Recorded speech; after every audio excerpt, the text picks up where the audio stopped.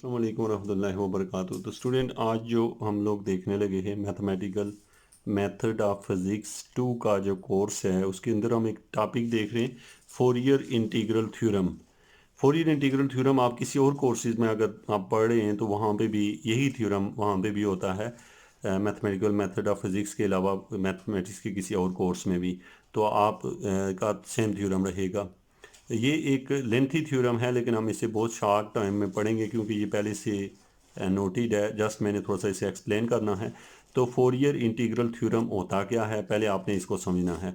याद रखें स्टूडेंट, आपसे पूछा जाता है कि फोरियर इंटीग्रल थ्योरम की स्टेटमेंट क्या है, तो आप कहते हैं कि अगर कोई एफ ऑफ एक्स कोई रियल फंक्शन हो, रियल फंक्शन का मतलब ये होता है कि एफ ऑफ एक्स आपको दिया और वो रियल हो, उसके अंदर आयोटा वगैरह ना आता हो, defined over minus infinity to infinity, और ये मतलब पूरे रियल नंबर के ऊपर जो है ना, मैंने माइनस इन्फिनिटी टू इन्फिनिटी यानी तमाम रियल नंबर के ऊपर डिफाइंड हो अगर, तो यानी अब आपको ये पता है कि जो हमें फंक्शन एफ ऑफ एक्स दिया होगा वो रियल भी होगा और उसकी लिमिट यानी इंटीग्रेशन की लिमिट माइनस इन्फिनिटी से प्लस इन्फिनिटी हो। एंड इंटीग्रल ये जो है minus infinity to plus infinity F of X D X is absolutely convergent, then ये चीज़ ऐसे होती है। अब इस लाइन पे आने से पहले मैं आपको ये बता दूं कि आपने जो खास पॉइंट माइंड में रखना है वो ये है कि आपसे पूछा गया है कि ये क्या है। आप कहते हैं ये एफ ऑफ एक्स है और एफ ऑफ एक्स के अंदर तीन खूबियां हैं। एक तो ये रियल वैल्यू है और इसकी लिमिट माइनस इन्फिनिटी से प्लस इन्फिनिटी है, और तीसरे नंबर पे ये एब्सोल्युटली कन्वर्जेंट हो तो देन ऐसे होता है। तो आपसे पूछा गया फोरियर इंटीग्रल थ्योरम क्या होता है, तो आपने कहा कि ये होता है, लेकिन इस पे शर्त ये होती है कि जो एफ ऑफ एक्स दिया होता है ये रियल वैल्यूड फंक्शन होना चाहिए, इसकी जो डोमेन होनी चाहिए minus infinity to plus infinity होनी चाहिए, और ये क्या होना एब्सोल्युटली कन्वर्जेंट होना चाहिए, ये कन्वर्ज भी करना चाहिए। तो मतलब और कौन सा कन्वर्जेंट, एब्सोल्युटली कन्वर्जेंस। अगर आप जानते हैं एब्सोल्युटली कन्वर्जेंस देन ओके, अगर नहीं जानते तो फिर भी आपका थ्योरम हो ही जाएगा। अच्छा स्टूडेंट, आपके पास ये गए, यहाँ पे हम आते हैं इसके प्रूफ पे। अब प्रूव इस बात को हम कैसे करें कि ये चीज़ इसके इक्वल होती है, ये बात हम शो करना चाहते हैं। अच्छा इसको पढ़ लें एक दफ़ा। देखिए लिखा हुआ है 1/पाई minus 0 to infinity d k minus infinity to plus infinity cause of के इंटू, यहाँ पे हमारे पास है माइनस एक्स एफ ऑफ एक्साई और एफ ऑफ एक्साई, और साथ में हमारे पास यहाँ पे क्या है डी ऑफ एक्साई। याद रखें ये सिंबल आपसे नहीं पढ़ता तो कोई और सिंबल भी आप डाल सकते हैं। ये सिंबल अगर आप नहीं डाल सकते, ये जस्ट वो ब्रैकेट का की तरह का है, ऐसे इसको डालते हैं। अगर आपको ये डालना नहीं आता तो देन आप कुछ और यूज़ कर लें इसकी जगह। जैसे आप ज़रूरी नहीं है यही सिंबल डालें, जैसे इसको डी एस लिख लें, कोई और चीज़ लिख लें, यानी कि इसकी जगह एस लिख लें जो है। तो ये कि आप इसे ये लिखें या कोई और सिंबल लिखें, आप इससे परेशान नहीं होइएगा। लेकिन आपने ये बात प्रूव करनी कि एफ ऑफ एक्स इसके इक्वल है। अब बात शुरू करते हैं यहाँ से, जो आपने स्टेटमेंट लिखी है उस स्टेटमेंट से हम कहते हैं सिंस द इंटीग्रल, जो ये वाला इंटीग्रल दिया हुआ हमें ऊपर यहाँ पे, ये इज़ एब्सोल्युटली कन्वर्जेंट, ये एब्सोल्युटली कन्वर्जेंट है। याद रखें कि अगर जो ये वाला इंटरवल है ना, अगर ये एब्सोल्युटली कन्वर्जेंट हो, जो भी इंटरवल इस तरह की डेफिनेशन एब्सोल्युटली कन्वर्ज हो, तो इसका मतलब है it's Fourier and inverse Fourier transform both exist. तो याद रखें कि उसके ऊपर ऐसा सवाल अगर कोई भी दिया हो तो उसके ऊपर फोरियर ट्रांसफॉर्मेशन भी लग सकती है और इनवर्स फोरियर भी। तो ये बात, ये लाइन लिखने का यानी प्रूफ में ये मकसद है कि हम दोनों लगाने लगे हैं। फोरियर पहले लगाएंगे फोरियर ट्रांसफॉर्म और फिर फोरियर इनवर्स लगा के दोनों से मिला के इसको हल करेंगे। अब स्टूडेंट सबसे पहले तो पहली लाइन में आपने ये जो डेफिनेशन लिखी है ये फोरियर ट्रांसफॉर्म की है। फोरियर ट्रांसफॉर्म में इधर एफ ऑफ एक्स होता है उधर एफ ऑफ के होता है, और फोरियर इनवर्स में क्या होता है, इधर एफ ऑफ के होता है उधर एफ ऑफ एक्स होता है। तो अब ये देखें आपके पास ये जस्ट डेफिनेशन हमने लिख दी 1/√2 पाई, ये जो अंडर रूट है ये दोनों के ऊपर है, यानी कि आपके पास पाई के ऊपर भी है, यहाँ तक है। इसकी लिमिट है माइनस इन्फिनिटी इन्फिनिटी ई पावर आयोटा के x F of K D K. ये जो हमें सवाल दिया हुआ है स्टूडेंट, दिस फंक्शन, ये डेफिनेशन है, किसकी डेफिनेशन है, फोरियर ट्रांसफॉर्म की। अब स्टूडेंट हम ये करते हैं कि इसकी लिमिट थी माइनस इन्फिनिटी टू इन्फिनिटी। अब सवाल को कुछ नहीं किया, बस हमें पता है कि इसको दो हिस्सों में लिख सकते हैं, एक माइनस इन्फिनिटी टू ज़ीरो और दूसरी दफ़ा ज़ीरो टू इन्फिनिटी। बाकी ये वाली टर्म जो है वो टू द पॉइंट हमने सेम लिखी हुई है, दोनों हिस्सों में सेम लिखी हुई है। तो मैं रिपीट कर देता हूँ कि सबसे पहले आप लोग पढ़ क्या रहे हैं, आप लोग पढ़ रहे हैं Fourier integral theorem. Fourier integral theorem ये चीज़ इसके इक्वल होती है, और ये सिर्फ उसी केस में होती है जब हमें गिवन जो एफ ऑफ एक्स होता है उसके अंदर तीन खूबियां हों। एक तो वो रियल वैल्यू हो, नंबर दो उसकी जो लिमिट है वो माइनस इन्फिनिटी से प्लस इन्फिनिटी हो, और यानी कि इस एफ ऑफ एक्स की बात करें, और साथ में ये जो चीज़ है ये एब्सोल्युटली कन्वर्जेंट हो, तो फिर ये चीज़ इसके इक्वल होती है। तो इसका मतलब ये हुआ कि हमने प्रूफ में लिखा कि सिंस ये वाली जो टर्म है, ये जो गी हुई इंटीग्रल वाली टर्म है, ये क्या है, इज एब्सोल्युटली कन्वर्जेंट। सो इसके ऊपर हम कौन सा Fourier transform and inverse Fourier transform can use apply. ठीक है, यानी कि हम इसके ऊपर यूज़ कर सकते हैं, इसके ऊपर अप्लाई कर सकते हैं।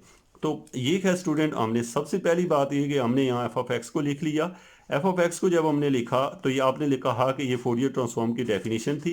डेफिनेशन से हमें ये पता चला कि हम अगर ये करते हैं कि यहाँ से इसको दो पार्ट्स में हमने ब्रेक कर लिया, एक माइनस इन्फिनिटी टू जीरो और ये चीज़ एज इट इज़ लिखी है, और दूसरी जीरो टू इन्फिनिटी, और this one is equation number 1। अब स्टूडेंट यहाँ पे मैंने बाई मिस्टेक I2 लिख दिया है। आपने पहला हिस्सा ले लेना, यानी ये वाला जो पार्ट है ना इसको हम I1 कह देते हैं, ये वाला पार्ट I1 कहते हैं, यानी कि हम कह देते हैं कि I1 equal to minus infinity to zero E की power minus iota K S F of K D K.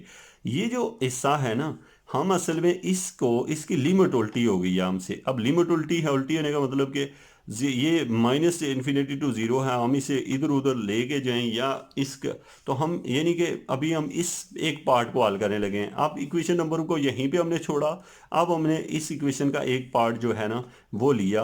अब देखिए हम इस पार्ट के सोल्यूशन की तरफ बढ़ते हैं कि how to solve this one. तो अब हम आते हैं इसके सोल्यूशन पे कि यानी ये वाला इसका क्या सोल्यूशन होगा। तो स्टूडेंट ये आपके पास है, यहाँ पे हमारे पास इसका सोल्यूशन जो है आपके पार्ट का ये, तो इसमें हमें I1 गिवन था, जो आपने पीछे देखा है कि I1 आपको क्या दिया हुआ है, माइनस इन्फिनिटी टू ज़ीरो ई की power iota K S F of X D K, ये हमें दिया हुआ था। जस्ट हमने इसे सिंप्लीफाई करना है। अब सिंप्लीफाई कैसे करेंगे, देखें जहाँ पे लिखा हुआ है ना हमारे पास के, उसकी जगह हमने माइनस के की जगह हमने के प्राइम लिख दिया। यहाँ से बाई मिस्टेक यहाँ पे जो है ना माइनस था, यहाँ पे माइनस था, जो कि आपने प्रीवियसली देखा है कि ये हमारे पास यहाँ पे माइनस है, तो इसलिए ये कि यहाँ पे माइनस था तो मैंने बाय मिस्टेक यहाँ पे लिखा नहीं है। तो ये हो गया हमारे पास क्या, I1। तो स्टूडेंट I1 की आपकी वैल्यू क्या निकली, minus infinity to zero E की पावर माइनस आयोटा के x F of K D K. ये वही है जो हमने पीछे क्वेश्चन नंबर 1 का एक पार्ट लिया। अब हम जो माइनस के है उसकी जगह के प्राइम पुट कर दें, तो आपको पता है जब डी के लेंगे, डेरिवेटिव लेंगे, ये माइनस हमने उधर शिफ्ट किया हुआ है, माइनस इधर था लेकिन हमने उधर लिखा हुआ है D K is equal to minus D K prime, यानी कि जहाँ पे माइनस के होगा उसकी जगह हम लिख देंगे के प्राइम, यहाँ पे माइनस के की जगह के प्राइम आ जाएगा। जहाँ पे डी के होगा वहाँ माइनस डी के प्राइम लिख देंगे। और जब आप याद रखें कि जब आप कोई चीज़ सब्स्टिट्यूट करते हैं इंटीग्रेशन में तो साथ में लिमिट को भी चेंज करते हैं। आप देखें जब आपने के की जगह माइनस इन्फिनिटी था, यानी के की जगह माइनस इन्फिनिटी था, तो जब आप ये वाली वैल्यू यानी कि माइनस इन्फिनिटी यहाँ पे पुट करेंगे तो माइनस माइनस प्लस, तो इसका मतलब के प्राइम प्लस इन्फिनिटी हो जाएगा। तो इसका मतलब के प्राइम प्लस इन्फिनिटी, मतलब कि अब आप क्या करेंगे, जहाँ पे इन्फिनिटी था वहाँ पे आप क्या लिखेंगे, यहाँ माइनस इन्फिनिटी था वहाँ प्लस इन्फिनिटी लिखेंगे, क्योंकि यहाँ कीमत रखने से निकलता है। इस बात को आप समझिएगा। मैं फिर रिपीट करता हूँ कि जब हम के की जगह माइनस इन्फिनिटी रखते हैं, यानी यहाँ माइनस इन्फिनिटी, क्योंकि अब के था तो यहाँ माइनस इन्फिनिटी है। अब हमें पता है माइनस के इक्वल टू के इन्फिनिटी रखा, तो अब ये माइनस रखेंगे तो प्लस बन जाएगा। तो दूसरे लाइन पे हम कहते हैं जब आप के की वैल्यू जब जीरो रखेंगे, यानी के की जगह जीरो रखेंगे, के प्राइम भी जीरो आएगा। तो अब हमें सारी चीज़ें जाके आई के अंदर पुट कर देते हैं। पुट कैसे करते हैं, माइनस इन्फिनिटी की जगह हमने प्लस इन्फिनिटी लिख दिया, और फिर इसके ऊपर यानी माइनस इन्फिनिटी जगह प्लस इन्फिनिटी, और इसकी जगह हमने क्या लिख दिया, ज़ीरो की जगह ज़ीरो ही लिखा, क्योंकि ज़ीरो की जगह ज़ीरो ही आना है।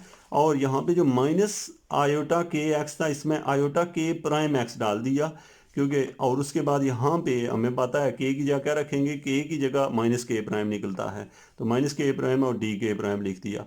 अब स्टूडेंट एक ख़ास बात है कि जैसे यहाँ पे आप देख रहे हैं कि ये जो माइनस बाहर लिखा हुआ है ना, ये माइनस ये वाला है, यानी कि जब हम डी के की जगह डी के प्राइम लिखते हैं तो हमें पता है कि माइनस बाहर आ जाएगा, तो हमने ये बाहर लिखा हुआ है। क्योंकि एक एक स्टेप की जो है ना से अब याद रखें कि अगर इंटीग्रल के बाहर माइनस हो तो इन दोनों की जगह को बदल सकते हैं, बदलें तो माइनस ख़त्म हो जाता है। तो हम दोनों ने इंटीग्रल की लिमिट को चेंज किया, ये माइनस यहाँ से ख़त्म हो गया।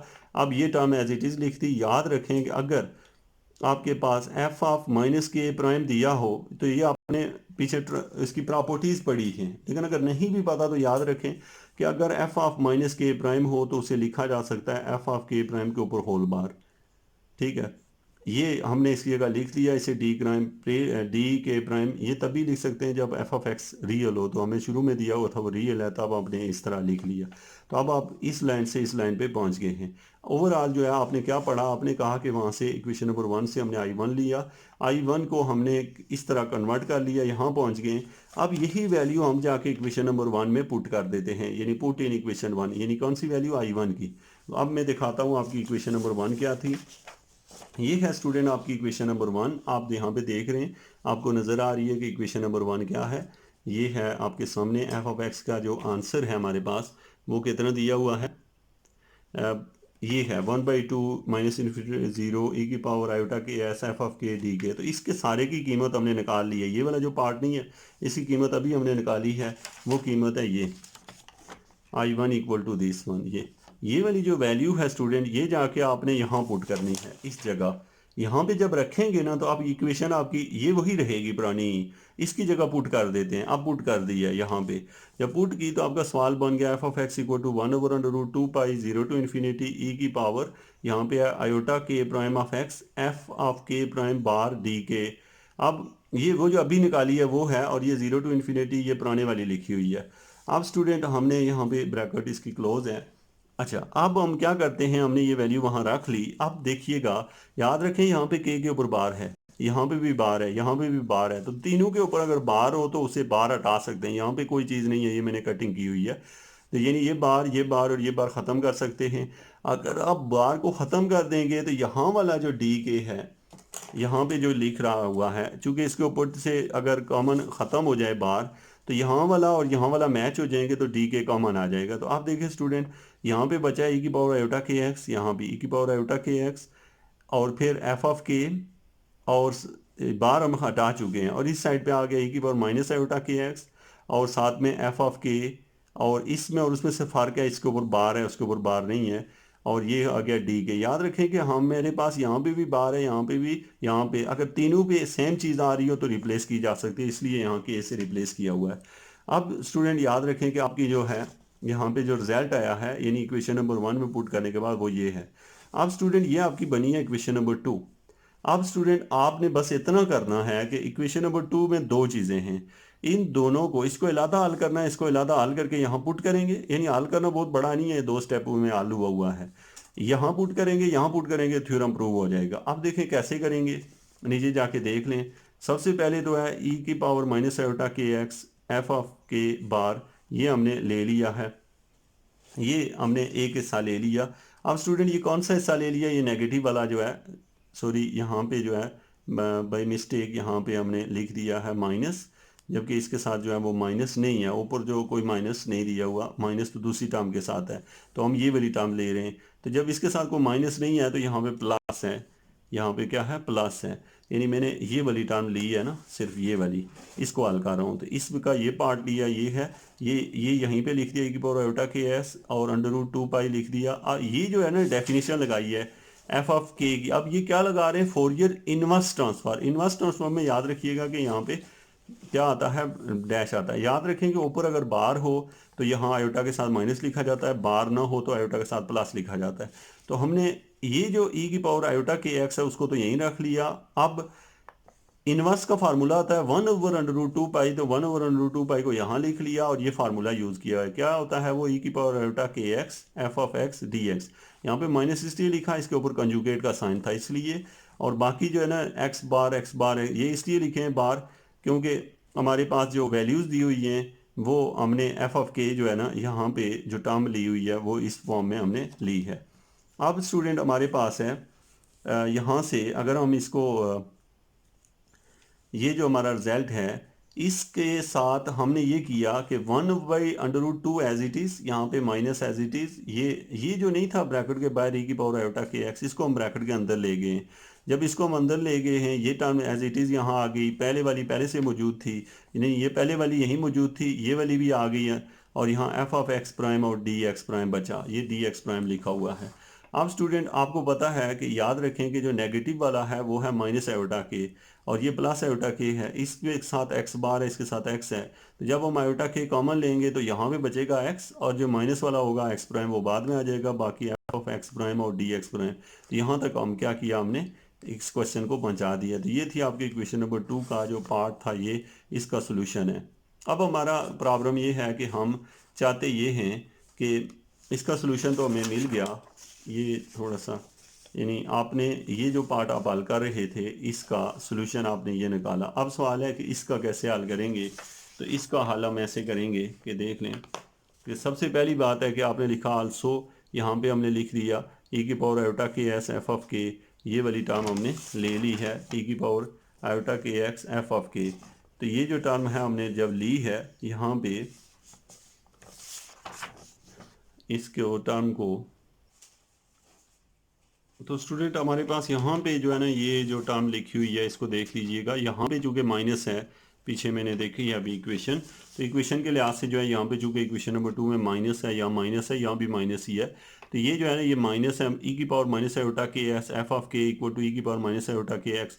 आपको पता है एफ ऑफ ए के का फार्मूला होगा 1/√2 पाई, यहाँ लिख दिया, minus infinity to plus infinity, इसके साथ प्लस लिखें या ना लिखें को हर्ज नहीं होती। उसके साथ साथ ई की पावर आयोटा के एक्स, आपको पता है इसके ऊपर कंजुगेट नहीं है, कंजुगेट जब नहीं है ये तो फिर इसका मतलब होगा कि इसको हम खाली बगैर उसके लिखेंगे, और ये हमने लिख दी इनके टर्म्स को।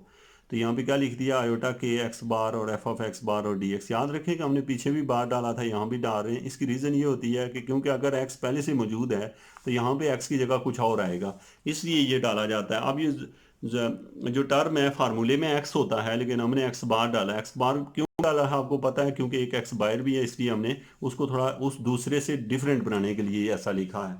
अब स्टूडेंट यहाँ से 1/√2 पाई एज इट इज़, जिस तरह पिछले स्टेप में हमने किया था कि इस ई वाले को अंदर ले जाएं और इन दोनों में से जो चीज़ कॉमन है वो ले ली। तो ये आपकी इक्वेशन नंबर जो आपने देखा था, इस जो इक्वेशन नंबर 2 है ना उसके दो हिस्से हैं। मैं इस सारे क्वेश्चन को एट द एंड जो है समराइज करूंगा। इसके दो हिस्से हैं। जो पहले वाला हिस्सा है ना स्टूडेंट, उसका सोल्यूशन ये निकला हुआ है। अब दूसरे वाला जो है हिस्सा है उसका सोल्यूशन ये है। इन दोनों को जाके इसी इक्वेशन में, इक्वेशन नंबर 2 में पुट किया।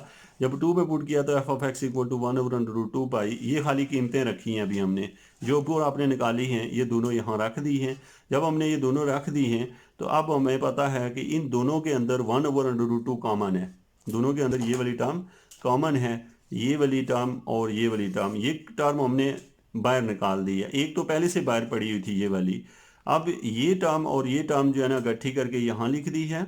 और फिर एक और चीज़ कॉमन है इनमें, ये वाला हिस्सा नहीं है, ये और ये वाला हिस्सा दोनों में कॉमन है, तो ये भी कॉमन ले लेते हैं। बाकी जो ब्रैकेट के अंदर चीज़ें बचेंगी, एक ये बचेगा और ये, क्योंकि इन दोनों में एक में माइनस वाला आयोटा के एक्स और दूसरे में प्लस वाला है। तो अब अगर गौर से देखें तो ये आपने क्या किया, 1/√2 पाई ऑलरेडी था, फिर आपने लिख दिया माइनस इन्फिनिटी 1/√2 पाई, ये वाला दोनों से कॉमन ले लिया। और इंटीग्रल में और क्या कॉमन ले लिया, integration of F of X bar भी कॉमन ले लिया। ब्रैकेट के अंदर यहाँ से बचेगा ई की power iota K S x minus X बार, और दूसरे में से बचेगा ई की पावर माइनस आयोटा के एक्स माइनस एक्स बार, ये दोनों। और बाहर हमने लिख दिया डी एक्स। कौन सा डी एक्स, इन दोनों का जो डी एक्स डैश था वो कॉमन ले लिया, और डी के पुराने वाला है। अब स्टूडेंट ये जो डी के हमने लिखा है, जो कि इक्वेशन नंबर 2 का जो डी के है उसको हम देख लेते हैं वो किस शक्ल में है। डी के जो है ना वो प्राइम की शेप में भी हो सकता है, विदाउट प्राइम है, तो फिर इसका मतलब है आप यहाँ पे डी के ऊपर प्राइम नहीं डालें, क्योंकि इसके ऊपर प्राइम नहीं था, तो ये डी के है। अब स्टूडेंट आप गौर से देखिएगा, तो ये जो चीज़ है ना, ये फार्मूला है, किस चीज़ का फार्मूला है, यानी ई की पावर आयोटा के एक्स एक्स माइनस एक्स बार, तो ये और प्लस ई की पावर, तो ये फार्मूला है काज का। किसका फार्मूला है, काज का। अगर इसके नीचे यहाँ पे एक 2 आ जाए तो आपको पता है कि ये एक फार्मूला बन जाता है। यानी आपने ऐसा पढ़ा होगा कि ई की पावर एक्स माइनस ई की power minus x divide by 2 equal होता है काज ऑफ जो भी यहाँ पावर होती है वो आ जाती है साथ में, तो एक्स आ जाएगी, काज ऑफ एक्स। तो यानी कि आप इसको ऐसे लिखते हैं। अब स्टूडेंट यहाँ पे जो हमने 2 डाला है उसके बदले में एक 2 जो है ना हम यहाँ पे भी लिख लेंगे बाहर। अब इसका मतलब है ये सारा का सारा क्या बन जाता है, 2 कास तो हमने लिख दिया 2 कास और आगे k इंटू के, क्योंकि यहाँ पे है k into X minus X bar. ये इस सारे का रिजल्ट यानी ये जो ब्रैकेट के अंदर था उसका रिजल्ट ये निकला है ये। और ये 2 जो है वो ये लिखा हुआ है, ये वाला 2 जो है उस फार्मूले के अंदर यूज़ हो गया क्योंकि 2 फार्मूले में दिखाई नहीं देता। और बाकी एफ ऑफ एक्स प्राइम और डी एक्स प्राइम और डी के। अब स्टूडेंट अगर आप इसे गौर से देखें तो आपका जो क्वेश्चन है यहाँ पे बाई मिस्टेक में शायद एक वैल्यू तो नहीं मिस कर गया, वो ये कि ये देखें 1/√2 पाई था, तो ये जो टर्म है मेरे पास 1/√2 पाई, ये वाली टर्म तो वहीं पे है। हाँ, ये दोनों टर्म्स हमने मल्टीप्लाई कर ली है। मल्टीप्लाई करने के बाद √2 पाई 1/2 पाई बन चुका है। और बाकी ये जो टर्म है ये हिस्सा ये एज इट इज़ हमने लिखा। और इसमें याद रखें कि जो पहले हिस्से में से हमने डी के बाहर ले लिया वो उसको हम यहाँ ले आए। अच्छा, इसको ले आए हैं और दूसरे हिस्से में हमने क्या किया है, इस टर्म को यहाँ लिख दिया डी एक्स बार। तो ये हमारे पास है, तो ये हमारे थ्योरम का हिस्सा है। अब हमने याद रखें चूँकि थ्योरम की स्टेटमेंट में हमने पढ़ा था 1/पाई 0 to infinity d k minus infinity to infinity cause of k और एक्स माइनस ऐसे कुछ डाला था हमने, यानी कि एक्स बार को हमने ये कहा था और एफ ऑफ एक्स इसकी तरह की वो डाल के डी एक्स, यानी कि हमने इस एक्स बार को ये कुछ डाला था। तो आप उसको यही डाल लें तो ज़्यादा बेस्ट है क्योंकि तो इसको कहते हैं स्टूडेंट जो कि थ्योरम था आपका। मैं इसकी समरी आपको बता देता हूँ, फोरियर इंटीग्रल थ्योरम। सबसे पहला कुछ स्टेप इसके देख लें। सबसे पहला स्टेप होता है कि हमें ये दिया होता है कि एफ ऑफ एक्स इसके इक्वल शो करना है और फिर हमने ये शो करना है साथ में, याद रखें कि ये हमने लिखा है एक्साई माइनस एक्स और एक्साई हमने आपको पता है किस चीज़ को नाम दिया हुआ है कि एफ ऑफ एक्स जो है ये क्या होना चाहिए, एब्सोल्युटली ये चीज़ का एब्सोल्युटली कन्वर्ज जो एफ ऑफ एक्स जो है वो रियल भी हो और इसका इंटरवल माइनस इन्फिनिटी इन्फिनिटी हो। तो ये फिर हमने कहा कि अगर ये चीज़ दी हो तो इसका मतलब है उसको फोरियर ट्रांसफॉर्म भी लगेगी, फोरियर इन्वर्स भी। फोरियर ट्रांसफर का फार्मूला लिखा, पहले उसको 2 हिस्सों में डिवाइड किया, फिर डिवाइड करने के बाद पहले हिस्से को हल किया। हल कहाँ किया था, ये आपके सामने हल है। ये हल किया, इसको जाके इक्वेशन 1 में वापस रखा तो ये बना। जब ये बना इक्वेशन नंबर 2 बन गई। इक्वेशन नंबर 2 के अंदर 2 चीज़ें थी, उन एक को इलादा से हल किया है, फिर दूसरी को इलादा, और इन दोनों की कीमतें पहले वाले की और दूसरे की इस जगह आके पुट की हैं। कहाँ पुट की हैं, यहाँ पे पुट करने के बाद जो चीज़ें कॉमन थी वो बाहर ले ली हैं। यहाँ आके आप थोड़े से कंफ्यूज होंगे, वीडियो को देखें, रोकें और फिर चलें ताकि आपको इसमें कोई प्रॉब्लम ना है, क्योंकि ये आपके कोर्स का एक इम्पॉर्टेंट थ्योरम था। Thank you very much.